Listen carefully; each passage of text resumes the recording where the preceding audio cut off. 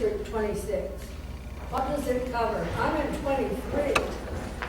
So, can you all hear me? Yeah. Cool, sir, yes, sir.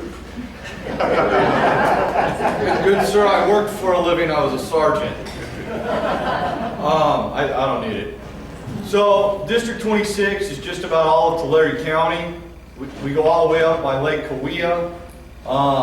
Just short of that, Lake Cahuilla north up into Three Rivers is where Assemblymember Jim Patterson is at.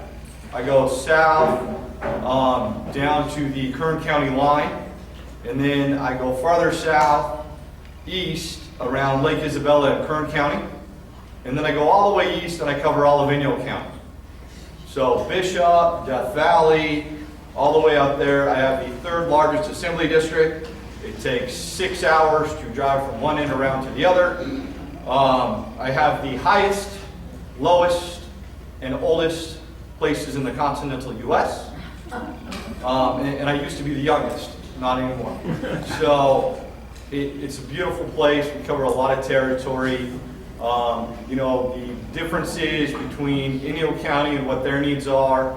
We have working groups out there, folks that we talk to out there on a regular basis. I send field reps out there to listen to their concerns, as well down into the Kern River Valley area.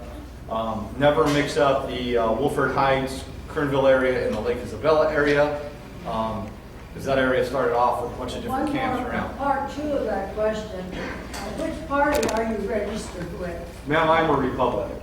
You are? Yes, ma'am. Okay, thank you. But don't hold that against me. That's how I got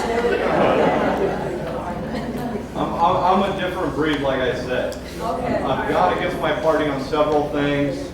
I worked heavily on the cap and trade negotiations to ensure that our agricultural economy was taken care of, to ensure that 40% of that monies came back, and we're actually seeing that funding flow in. We're seeing it come in for housing projects as well. And I got criticized highly by several fellow Republicans over that. And there was a few of us that stood up and said, you know what, this isn't about party, this is about economics. And I've proven time and again, I'm not beholden to a party line, I'm beholden to the people and what's best for our local economy. I saw a hand up. Is this one for me or are we passing to somebody else? Yes, it's for you. Hi, my name is Julie Solis, and I'm here with Kara Bakersfield. So I have a couple questions for you, Mr. Mathis. You voted no on SB 707, prohibiting concealed weapons on campuses. I'm a mother of 3 teenagers, and I strongly believe that there should be no guns on campus for anyone. Also, you voted against AB 15, authorizes the physician to assist dying patients. I watched my mom die slowly, and I believe that physicians should be able to help. So let's go one at a time before we get mixed up here. So, concealed weapon carry permits. Fact. There has never been an issue, not one, for concealed weapons in the state of California. There has not been one incident. So at Independence High School last year, the coach left his bag in the classroom, and the kids locked him out, and there was a carry concealed weapon in his gym bag. That was at Independence High School last year, Bakersfield, California. And he had a concealed weapons carry. He put it in his gym bag. There's a difference between an individual with a permit and somebody actually doing the wrong thing. Now, I went to Fresno State. And when I talk to college kids who take night classes, who are trying to work and put themselves through school, they worry about walking from their classes, walking back to their apartments, back to their cars. And many of them say they would feel more secure and more safe if they had that option. Our Second Amendment is about making sure we have the ability to protect ourselves. And I stand full-heartedly with that. We may agree, that's what America is all about. To your other question. And then AB 216, you voted against free postage when we mail in our ballots. And I think that should be free to be able to mail your ballots in. I know it's still passed without your support. So to your other question, it was in regards to the what is known as physician-assisted suicide.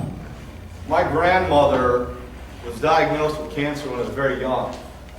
She was given less than 6 months to live. She was able to live another 10 years and go on. She died about 3 weeks before my oldest son was born. Now, my concern with that was she was of sound mind. And with that, she may have been able to say, you know what, I'm done, I want to give up the fight. Because that's the information she knew from the medical world at the time. She went on to live another great 10 years and fight it off. I cherished those 10 years I had with my grandmother. I think many of us would cherish the extra time. Medical knowledge isn't always what we know. We get told these things all the time, and we see all the time miracles that happen where people continue to fight and they live years and years beyond what they were told by doctors. So that's why I stood where I did. Thank you.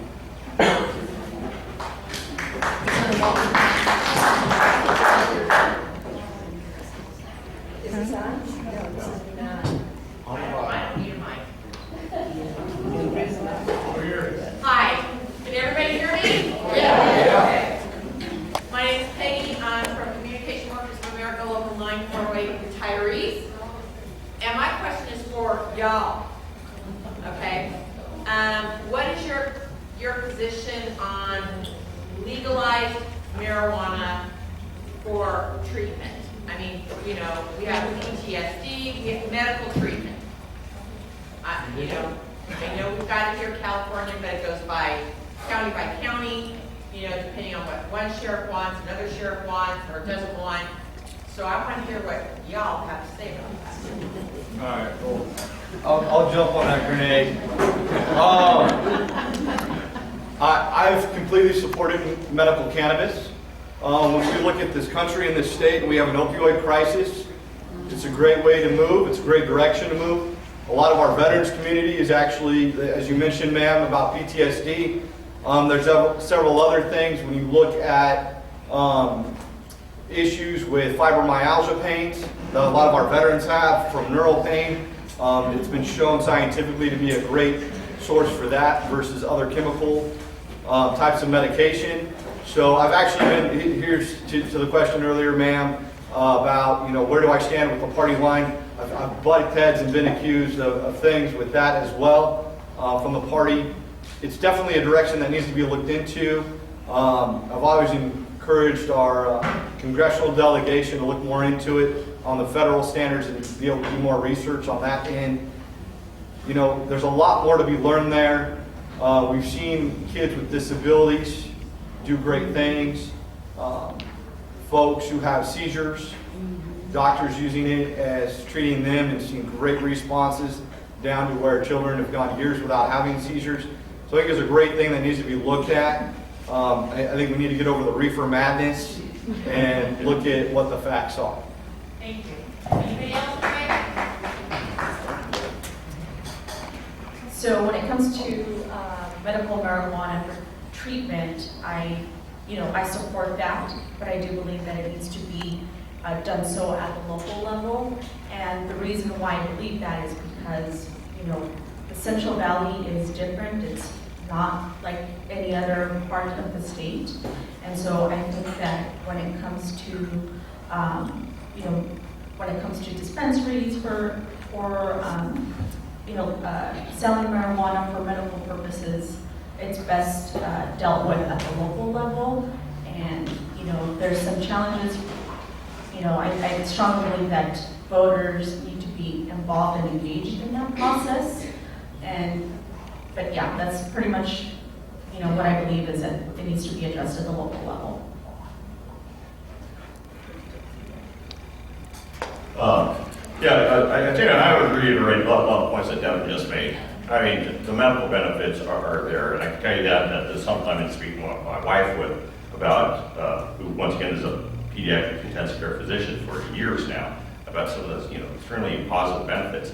And I can tell you is that a number of years ago, when my mom had cancer, and she felt queasy, post chemo, and she lost all of her appetite, my little brother actually went out and got her some. And I'm not going to tell you to give him money to go get that, but I tell you what, made all the difference in the world, you know? And so, so we stand here